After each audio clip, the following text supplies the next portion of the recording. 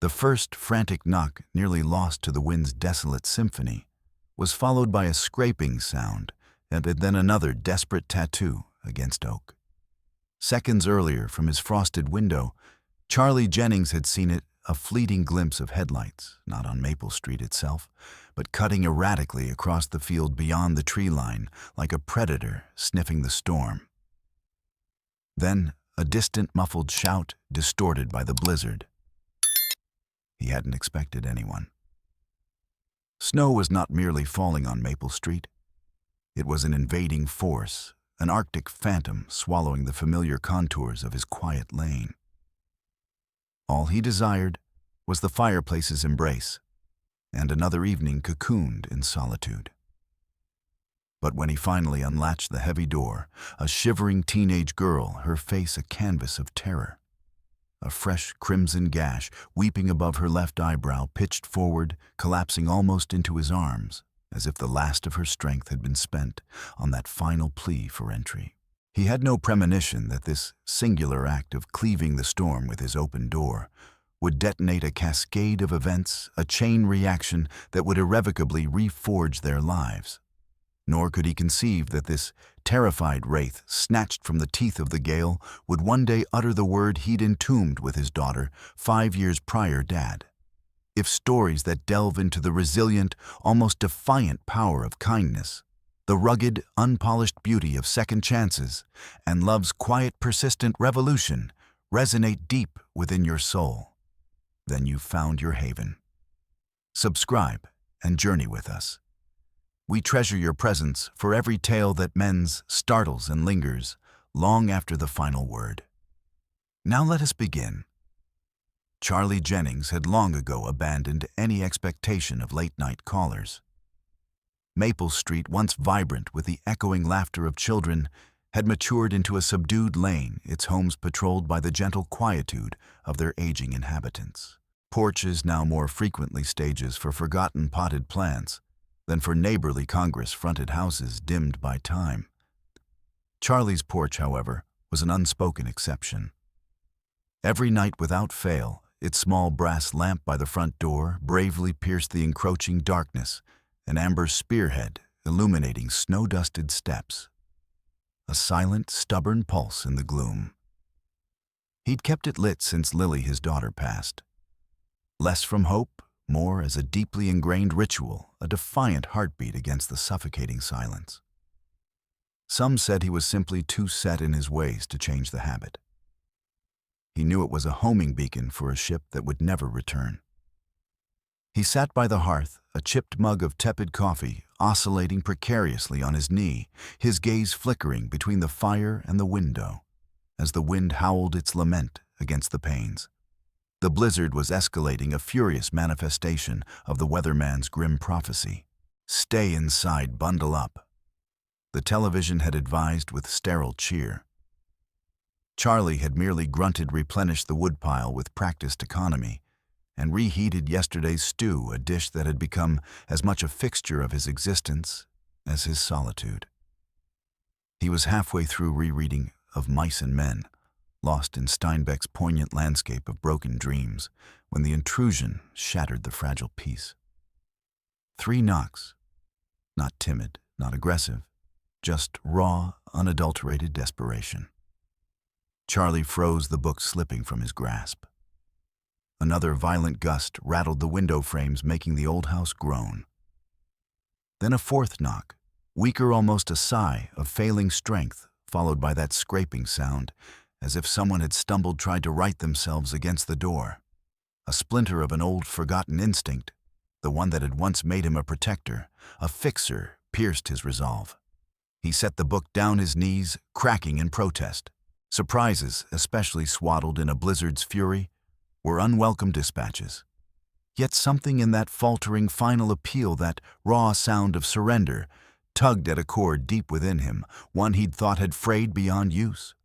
The moment he wrenched the door open, the cold lunged in a tangible predatory beast. And there she was, a girl no more than 17, soaked to the bone, her thin coat ripped brutally at the shoulder.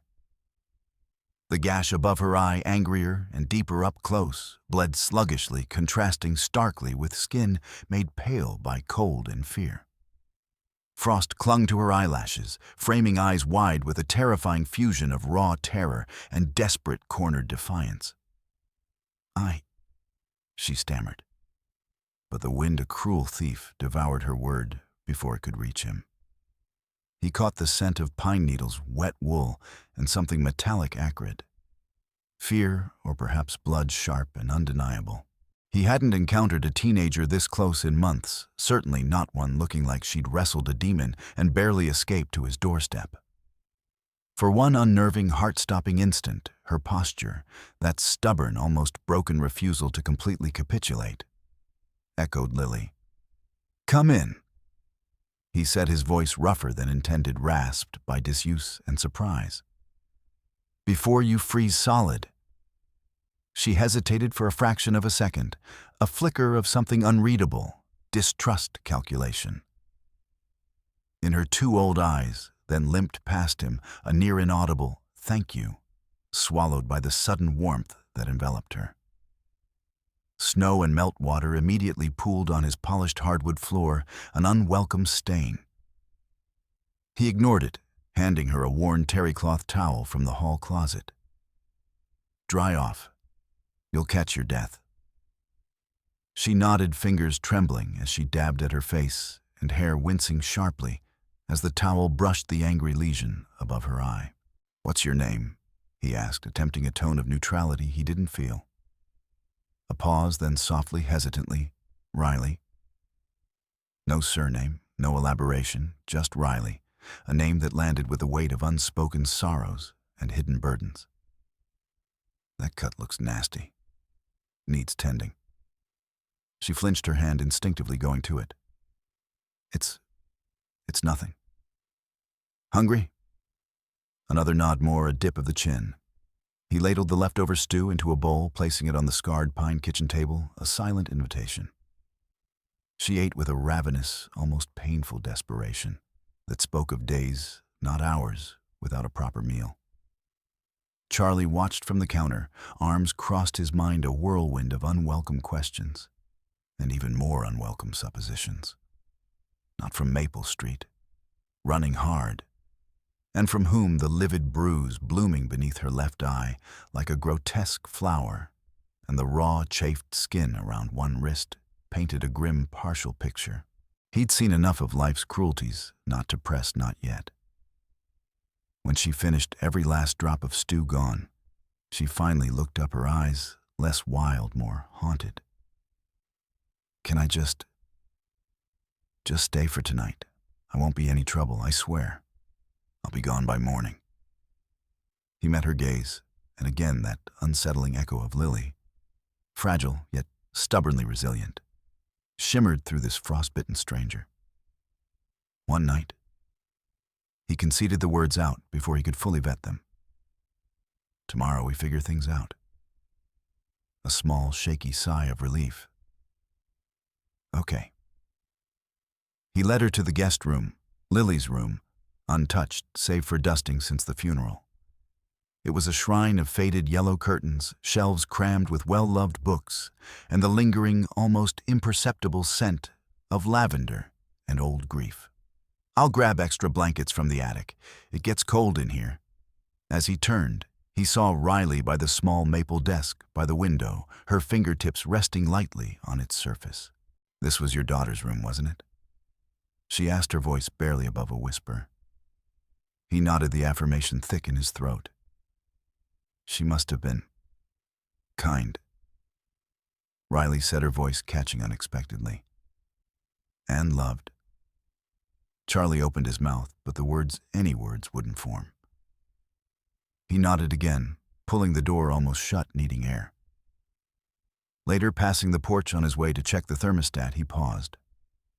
The snow had gentled its assault, the wind had somewhat stilled its roar. The brass lamp by the door. For the first time in 5 long years, its amber glow felt less like a memorial to what was lost, and more like a genuine, albeit reluctant, welcome. The next morning, a fragile snow-muffled hush lay over Maple Street. Riley appeared in the kitchen doorway, a wraith in an oversized flannel shirt and thick wool socks he vaguely recognized as his own, scavenged from a drawer in the guest room. Damp hair clung to her temples, accentuating an unbearable youthfulness, warring with an exhaustion that ran soul-deep. "Morning," he grunted already by the stove. "Morning?" Her voice clearer now, less breathless. He poured 2 coffees, the silence between them thick with unspoken questions. "Sleep okay?" The bed was surprisingly comfortable, warm. A ghost of a smile touched her lips, then vanished as quickly as it appeared. "Bit dusty, that room, but she holds up," he said, attempting a clumsy levity. Her smile didn't return. "Got somewhere you're supposed to be, Riley?" Riley stared into the depths of her mug. "No, not really. Not anymore. People looking for you." He pressed gently but firmly. Another long pause filled only by the drip of the coffee maker. I don't think so. Not the kind you mean, the good kind." That chilling qualifier, "not the kind you mean," tugged at him. Not pity, he wouldn't indulge in that, but a shared, weary understanding of the world's harsher edges. Every cautious instinct, honed by years of solitude and grief, screamed, "Call the authorities." This is not your burden. But his scarred heart, stubborn as the perpetually lit porch lamp, whispered a contrary instruction. "You're welcome to stay a bit longer." He found himself saying the word, surprising even himself. "Just till you figure things out." Riley looked up, startled, her eyes wide and vulnerable. "Really, you mean that?" "I'm not running a hotel," he stated gruffly, already regretting the softness. "You'll help out? Chores, meals, earn your keep?" A flicker of hope ignited in her eyes. "Yes, of course. I can cook clean. I'm good with dishes. Anything." "Lucky for you," he grunted, gesturing to the sink piled high from the previous night. "This one's full." A tiny fissure of tentative trust, fragile as new ice, began to form between them. Later that day, Riley was dusting the fireplace mantel, her touch unexpectedly reverent on the old framed family photographs. She paused for a long moment at one of Lily, gap-toothed and beaming, clutching a well-worn baseball glove. "Your daughter," she stated, more than asked, her voice soft. "Yeah, that's Lily." She looked so happy. She was, most of the time. "What happened, if you don't mind me asking?" Riley's voice was barely a whisper, respectful of the sanctity of his pain. Charlie set down the mail. He was sorting bills and junk, the banal detritus of daily life, suddenly feeling frivolous in the face of her question. "Cancer. Bone. Came fast, took her faster." The words were blunt, a well-worn path of grief he'd trod countless times in his mind. "I'm so sorry," Riley said, her eyes surprisingly reflecting not just sympathy, but a depth of understanding that belied her youth. As if she too knew loss intimately. "Me too, kid. Me too." A subtle shift occurred in the house's atmosphere over the next few days. Riley moved through its spaces with less trepidation, her initial apologies for her own existence fading. She folded laundry with a quiet efficiency, refilled the bird feeder, without being asked, even swept the icy front steps with a borrowed broom. She asked for nothing, didn't linger where she wasn't invited, but she stayed. She seemed to draw a strange comfort from the routine, the small domestic acts.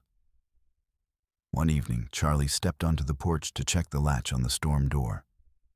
He heard a quiet voice behind him. She must have loved this light.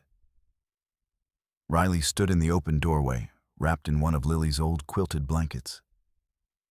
"She did?" Charlie said, his voice a low rumble. Said it made the house feel like a lighthouse. Someone always waiting, keeping a light on for her to come home to. Riley's eyes, shadowed in the twilight, held a profound wistfulness. I never had a light like that, not one that stayed on. Charlie felt an unexpected pang, sharp and piercing. Without a word, he reached out deliberately, flicked the brass switch off, plunging the porch into momentary darkness, then immediately back on. The amber glow flared warm and inviting against the deepening blue of the evening. "There," he said gruffly, avoiding her gaze. "Now you do." She didn't smile, not quite, but her eyes shone with an unshed brightness. For the first time since she'd arrived, she didn't look quite so poised for immediate flight. On the third morning, the aroma of pancakes, actual from-scratch pancakes, sizzled and wafted through the house. Charlie hadn't cooked a proper breakfast for another person since Lily, unless microwaved gas station burritos during her hospital stays counted. Riley entered the kitchen, drawn by the scent, her voice still tentative. "Smells good. Really good. You ever made these from scratch?" he asked, surprising himself with the casual question. "Once. Home ec. A long time ago. Before I moved around so much." The coded phrase was stark. I've never stayed anywhere long enough to call it home, long enough for pancakes from scratch. After breakfast, he decided to tackle the perpetually chaotic garage, a task he'd avoided for years. Riley followed him out, bundled in another of his old coats. "You don't have to help, you know." "I want to," she insisted quietly, her gaze determined. They worked in a companionable, if mostly silent, rhythm, Riley sorting through dusty boxes of tools and old sporting equipment with a fierce, focused concentration. Charlie, grunting with effort, unearthed a faded blue backpack from an old dented trunk. "Lily's," he murmured, his voice thick with memory as he ran a hand over the worn fabric. "Took it to school every single day. Said it had her luck in it. And half the library, usually." "Did she believe in luck?" Riley asked, pausing in her sorting of mismatched gardening gloves. Charlie managed a faint smile, a rare softening of his features. "She believed in trying again and again, even when it didn't work the first 10 times. Or the 11th. Riley's voice was barely audible, laced with a familiar shadow. "That's a powerful kind of luck, I guess. The kind you make yourself." Her tone the storm clouds that gathered too quickly behind her eyes. He recognized the quiet before a collapse, the precarious balance before a shattering. "You okay, Riley?" She nodded too quickly, her gaze darting away. "Yeah, fine. Just thinking."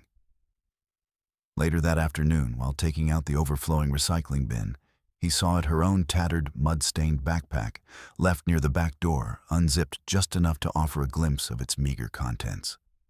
Poking out was not just the crinkled edge of a hospital wristband, stark white against the dark fabric, but the corner of a crumpled official-looking document.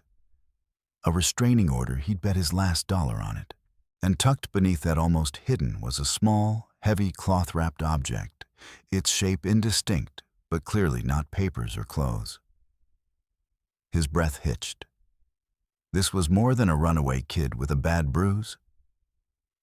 He found her by the fire, one of Lily's worn poetry books, open unread on her lap. She was just staring into the flames. "You like that one, Auden, I think." She startled, a hunted look flashing in her eyes before she could mask it. "Oh, sorry, I didn't mean to pry." "It's okay. Lily would have liked you reading her books." A flicker of something, gratitude, guilt, relief, crossed her face. "Can I ask you something, Charlie?" she said after a long, charged moment, her gaze fixed on the fire. He nodded. Why did you let me in that first night after seeing how I looked? The blood, everything." He hesitated, the true answer complex, and perhaps not fully formed even in his own mind. That gash, it wasn't from a simple fall in the snow, was it? Riley flinched, her hand instinctively rising to her eyebrow, where the cut was now healing into a thin, pale scar. No, she admitted, her voice flat. Figured as much, Charlie said, choosing his words carefully. I don't know, Riley. Maybe I was just tired of the silence. Maybe I just needed someone to knock. Riley looked down her shoulders, hunching. No one ever really lets me in. Not for real. Not once they know. Her voice trailed off. Know what, Riley? He pressed gently, a newfound fierce protectiveness overriding his customary reticence.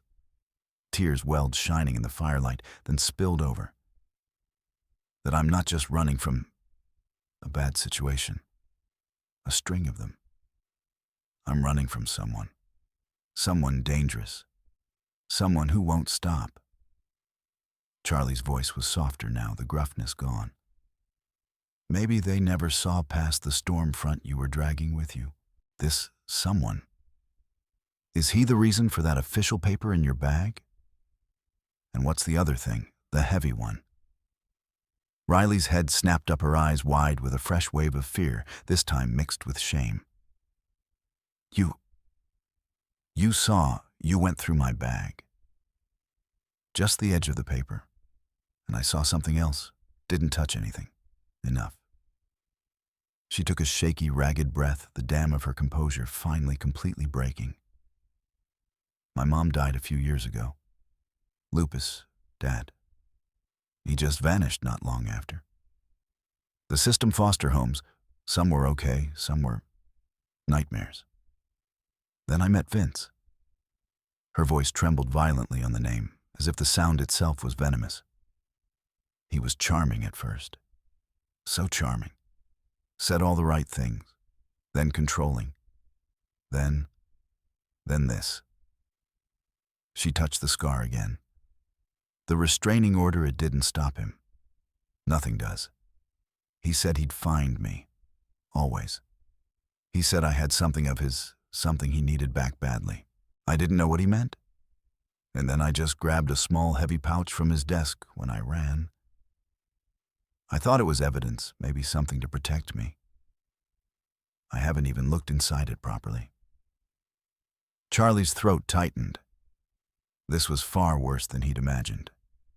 Not just abuse, but something else, something that made Vince relentless. Well, he said, his voice surprisingly steady, laced with a grim resolve he hadn't felt in years. Sounds like pretty good luck. You found my porch and not him. We'll figure out what that something is later when you're ready. I'm not sure I believe in luck anymore.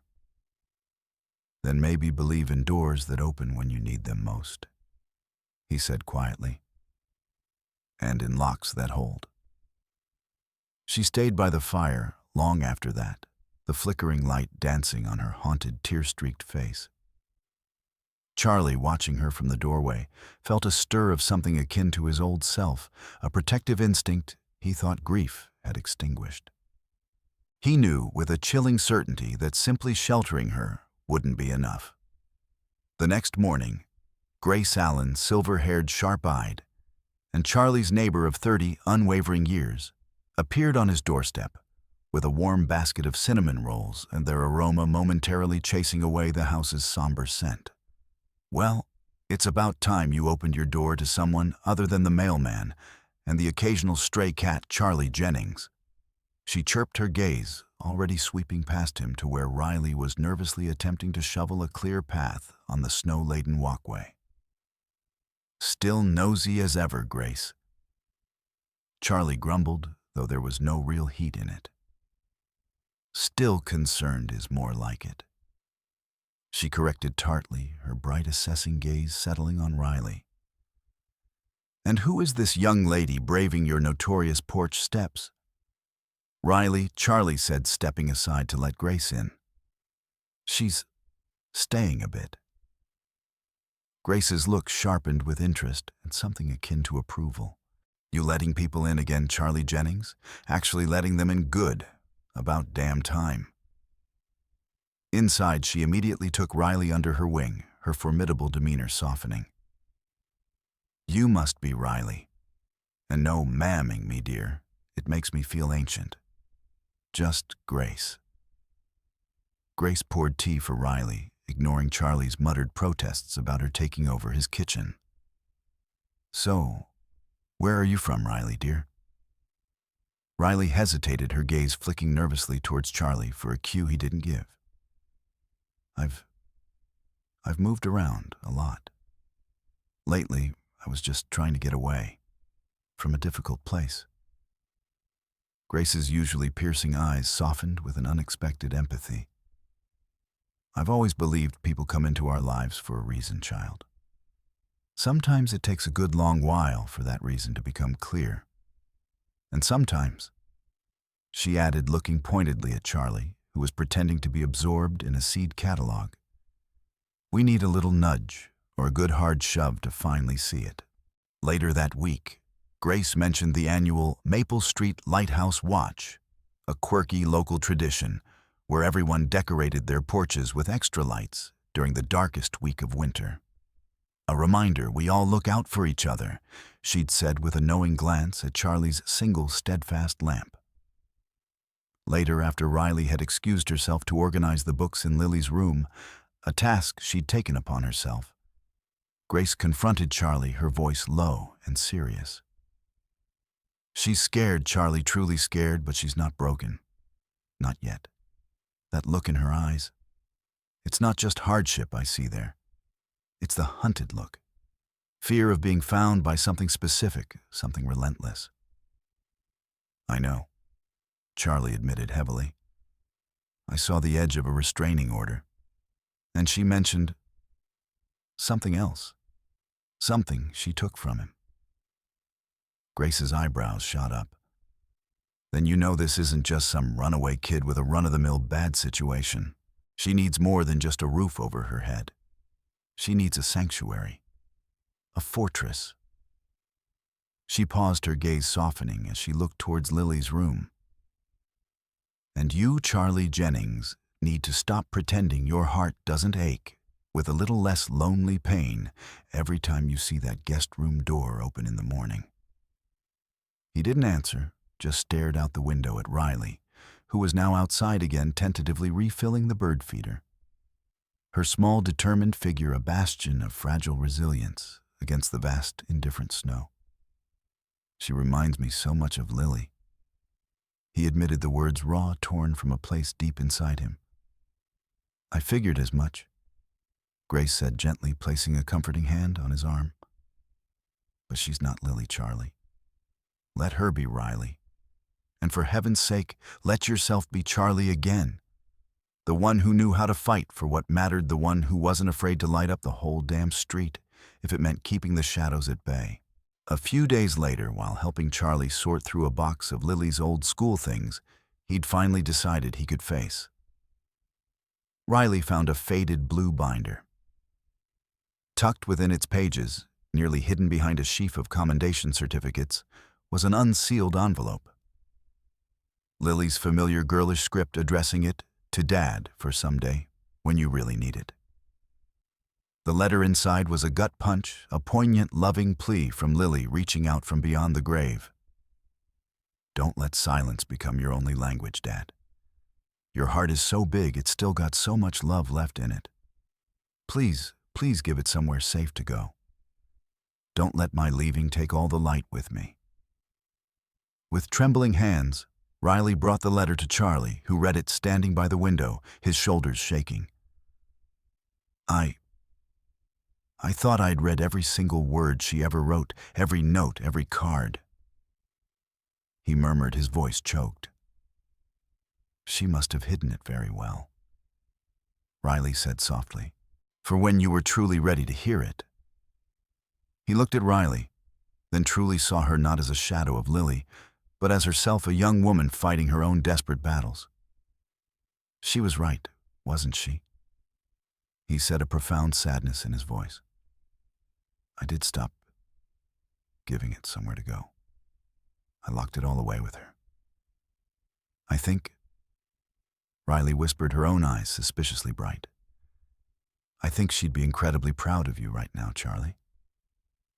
She'd be proud of you. Charlie said, his voice thick with emotion he no longer tried to suppress. For staying. For caring. For daring to make that empty room come alive again.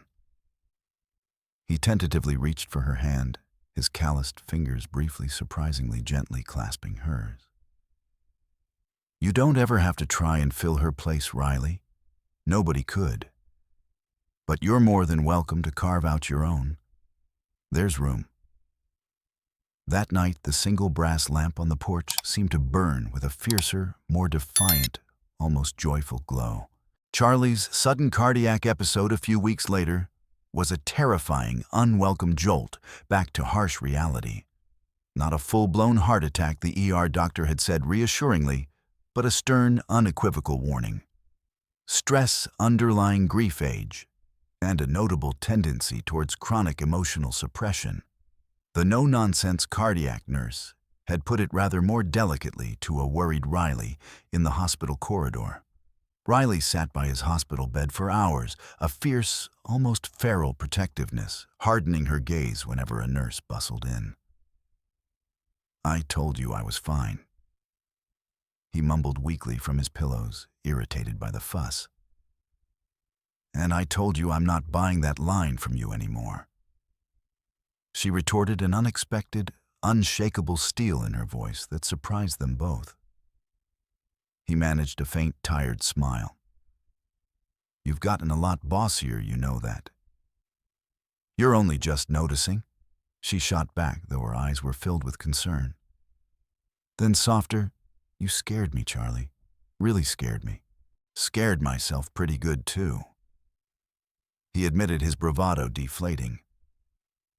Grace, a constant reassuring presence throughout the ordeal, arrived with a thermos of homemade chicken soup and a stern look for Charlie.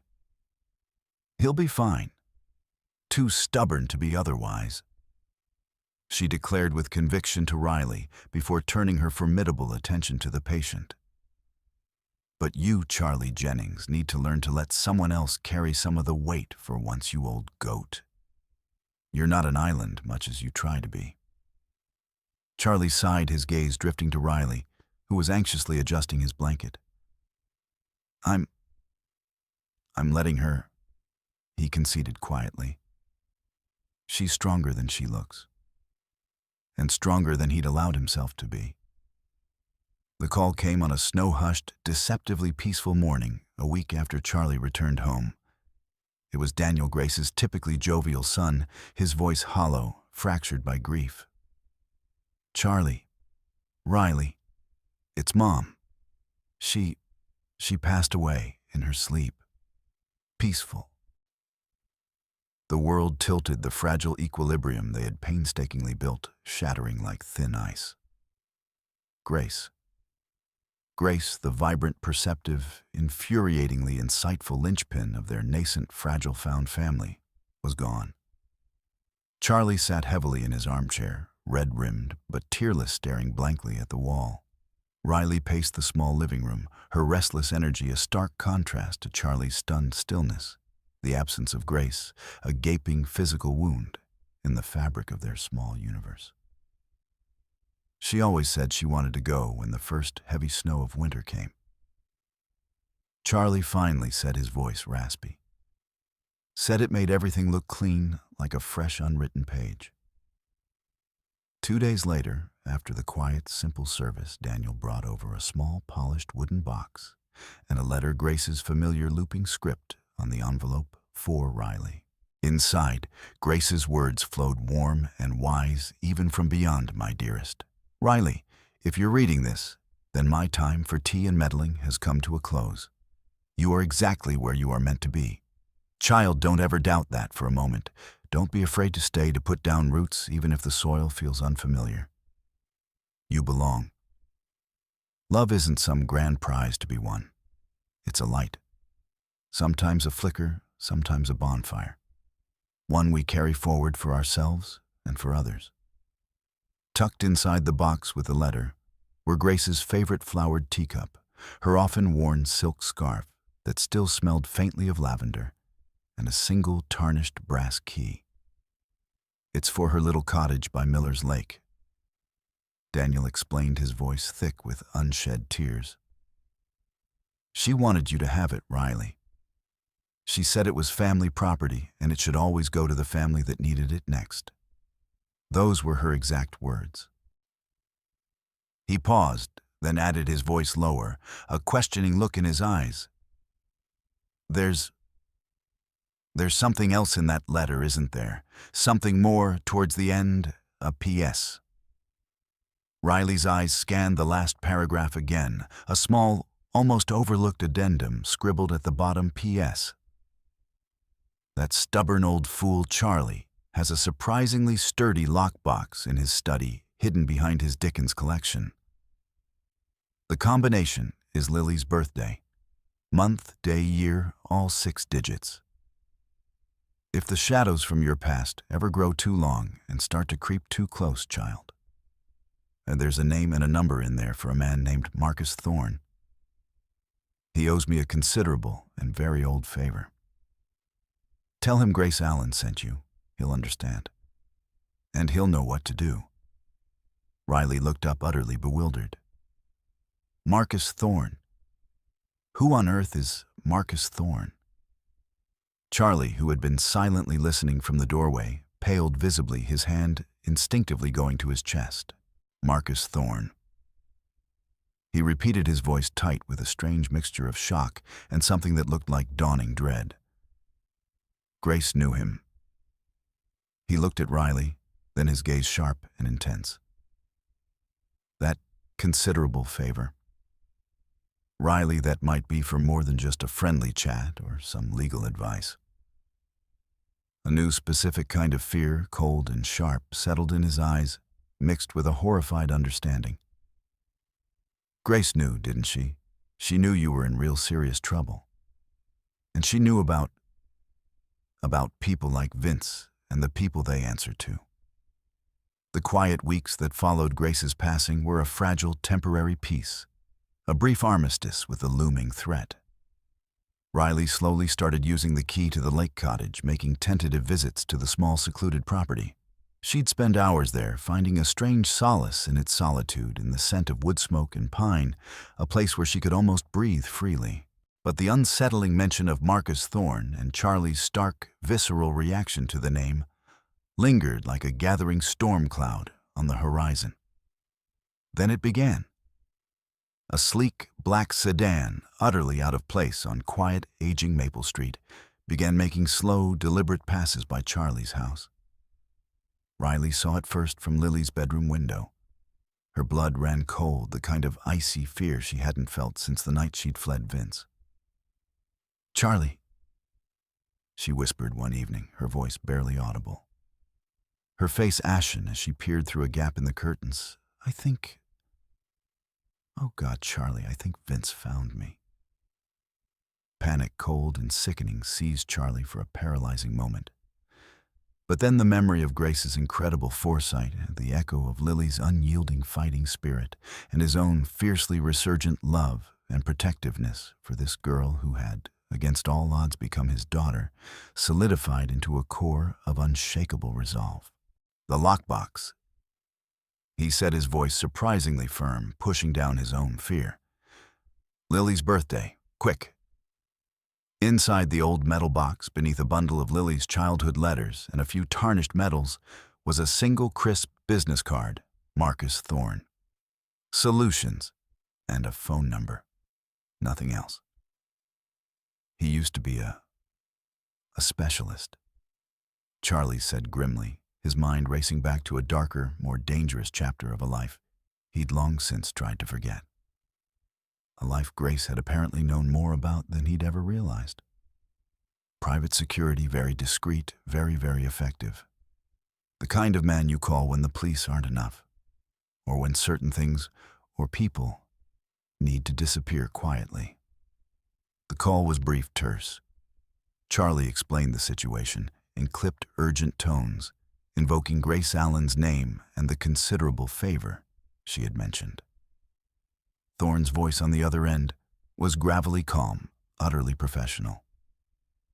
Grace Allen, you say, describe the man. The car. Any other details about his associates or what he might be after? He listened intently, then promised to make inquiries and deploy assets. The next few days were an agonizing torment of suspense and suffocating fear. The black sedan continued its unnerving patrol, a silent, circling shark. Riley barely slept, jumping at every creak of the old house, her eyes perpetually scanning the street. Charlie, armed with an old baseball bat he kept by the door, found himself reawakening old vigilance, old anger. Then one bitter afternoon, just as dusk began to bleed into the sky, Vince appeared. Not knocking. Just there, suddenly on the porch, emerging from the shadows, by the overgrown hedge, a predatory smirk playing on his lips, his eyes as cold and empty as the winter wind. "Miss me, Riley Bean," he sneered, his voice oozing a possessive menace. Riley froze, a small, terrified gasp escaping her. Charlie instantly stepped in front of her, positioning himself between her and the threat the old bat held tight. "You're not welcome here, Vince. Get off my property now." Vince laughed, a humorless, chilling sound. "She belongs to me, old man, and she has something of mine. Something valuable." He lunged not for Riley, but for the door handle. Charlie, surprisingly agile for his age and recent health scares, shoved him back hard. A brief, desperate, ugly struggle ensued on the narrow porch. Vince was younger, stronger, fueled by a desperate, vicious anger. He threw Charlie with brutal force against the porch railing. A sickening crack echoed as wood splintered, and Charlie cried out, crumpling to his knees, clutching his already injured arm. Just as Vince, his face contorted with rage, grabbed Riley's arm, yanking her towards him, a second, sleeker, even more anonymous car than the black sedan pulled up silently to the curb. Two men, nondescript in dark suits, radiating an aura of quiet, lethal competence, stepped out. Marcus Thorne, older than Charlie, remembered, but still possessing an undeniable, formidable presence, emerged from the passenger side. His movements economical and precise. "Vincentorello, I presume." Thorne said, his voice utterly calm, but edged with a razor of tempered steel. "We've been expecting you. Seems you've significantly overstayed your welcome and broken a few too many promises to people far more important and far less forgiving than yourself. People who intensely dislike loose ends, especially loose ends involving valuable missing assets." Vince's bravado evaporated instantly. Pure, unadulterated terror replaced it, widening his eyes. "Thorne, what? How did you?" Grace Allen was a cherished, loyal friend. Thorne stated flatly, his gaze flicking dismissively over Vince. "And she didn't abide bullies. Especially bullies connected to certain, shall we say, unpleasant business associates you've regrettably cultivated. You have quite the substantial file accumulating, Vincent. Embezzlement from the wrong accounts, coercion assault, and the unauthorized possession and subsequent loss of highly sensitive materials." Thorne gestured subtly at Riley, then Charlie. "My employers are very interested in having a long, detailed chat with you about all of it, and about recovering their property." The two silent men flanked Vince, who didn't resist, as they expertly, firmly guided him towards their waiting car. Before ducking inside, Thorne met Charlie's pain-filled eyes, and then Riley's, who was still shaking. A curt, almost imperceptible nod. "The favor to Grace is repaid in full. You won't be troubled by him or his former associates again. We'll secure the package." Notker. One of the men gave Riley a look, and she knew instinctively to give him the cloth-wrapped object from her bag, which she'd started carrying with her. He took it without a word. The car then disappeared as silently and efficiently as it had arrived, leaving only tire tracks in the disturbed snow. The real twist wasn't just that Vince was abusive and dangerous. He was a desperate, low-level criminal who had foolishly stolen something critical, a data stick, containing incriminating information from a far more powerful and ruthless criminal organization. Riley hadn't just been his victim. She had unwittingly become a temporary custodian of an item that made her a direct liability to very dangerous people. Grace, with her uncanny perception and surprisingly far-reaching hidden connections from a life Charlie knew little about, had sensed the deeper, more perilous danger surrounding Riley and had left a formidable life-saving lifeline. The community gathering at the brightly lit town hall a few months later in early March, when the first crocuses were stubbornly pushing through the receding snow, felt like emerging from a long, dark, suffocating tunnel into the warmth of spring sunshine. Charlie, his arm still in a sling from a cracked rib and a re-injured shoulder, but his eyes clear and bright with pride, watched from the front row as Riley approached the microphone, clutching a small piece of paper. "My name is Riley." She began, her voice a little shaky at first, then growing clear, steady, resonant. "And a few months ago, during the worst blizzard of the year, I knocked on a door I didn't think would open.